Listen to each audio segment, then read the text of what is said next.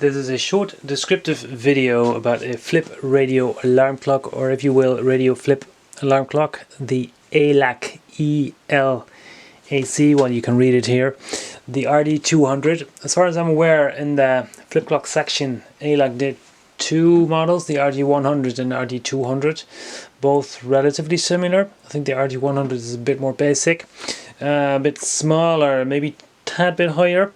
Looks wise, I think the Elac RD200 is it's more of a looker, but that's my personal opinion.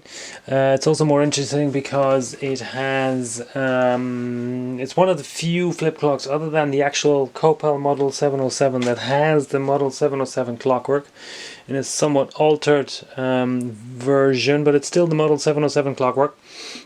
I think I had last year, the year before, I had an American flip radio alarm clock that had the 707 clockwork in it as well, and it's just such an amazing clockwork to see and also to work on. So I love every clock that has it, but it tends to be very rare. I don't know why that is. Yeah, it's a flip radio alarm clock. It got a very mild restoration done by me. I did not replace the bulbs here. They're very original. They haven't darkened and they're in really good shape. And the original bulbs, the vintage bulbs, they give out such a nice glow as opposed to the modern bulbs. So if they don't need replacing and they're perfect, I sometimes decide not to do it. All the contacts were cleaned with deoxit, lubricated and cleaned. The motor was lubricated and cleaned, was cleaned on the inside and on the outside, and got a new cable and a brand new plug, and that's about what I did to it. The clock has an interesting feature to show you that if your power was out while you were away and you come back, and you maybe you're not really noticing it because if the power was out for, I don't know, 5, 10, 15 minutes, an hour, whatever, your clock might be running late. Would you say that? Yeah, it would be running late. This light would be on. I just plugged it in, so basically it sees it as that the power was out. It's a button, so if you press it, the light will go out.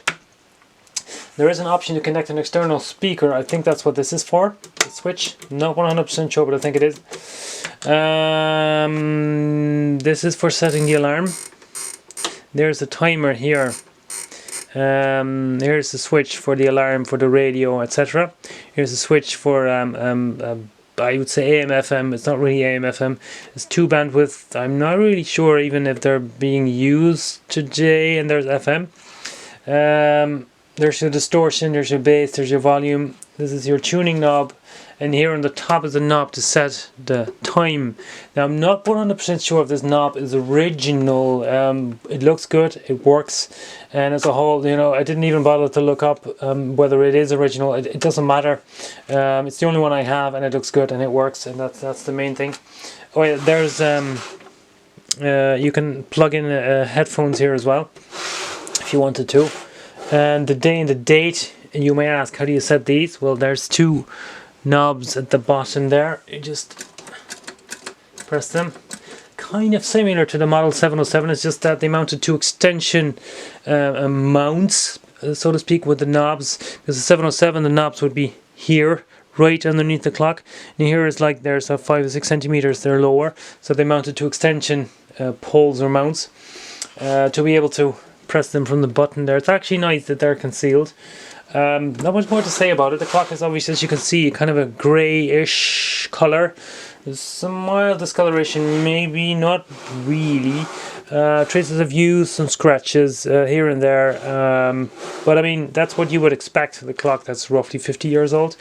Other than that, it is working 100%. It's really good nick, and it will be for sale in my shop, flipaclock.com. If you have any questions, please let me know. Thank you for watching.